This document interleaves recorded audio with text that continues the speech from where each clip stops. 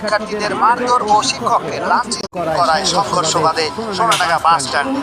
রাজু হাওলাদার ও ইমরুল ইসলাম ইমনের পাঠানো তথ্যচিত্রে বিস্তারিত। খুলনা বিশ্ববিদ্যালয়ের শিক্ষার্থীদের মারধর ও শিক্ষককে লাঞ্ছিত করার ঘটনাকে কেন্দ্র করে সোনাডাঙ্গা বাস টার্মিনাল মোড়ে অবরোধ করছে খুলনা বিশ্ববিদ্যালয়ের শিক্ষার্থীরা। এ সময় শিক্ষার্থীরা বেশ কয়েকটি বাস ও রাজীব কাউন্টার ভাঙচুর করে। বিপরীত দিক থেকে বাস শ্রমিকেরা সংগঠিত হয়ে ছাত্রদের ধাওয়া দিতে বাধে সংঘর্ষ। ঘটে ধাওয়া পাল্টা দেওয়ার ঘটনা। আজ বুধবার সন্ধ্যা 5:30টার দিকে নগরীর সোনাডাঙ্গা বাস টার্মিনালে এই ঘটনা ঘটে। ঘটনার খবর পেয়ে সেনাবাহিনী, পুলিশ, নৌবাহিনীর সদস্যরা এসে পরিস্থিতি শান্ত করার চেষ্টা করে। তবে এই রিপোর্ট তৈরি করার সময় পর্যন্ত থেমে থেমে ধাওয়া পাল্টা ধাওয়া চলছিল। তবে প্রশাসনের পক্ষ থেকে এখনো তেমন কিছুই জানা যায়নি। বর্তমানে বিপুল সংখ্যক সেনা সদস্য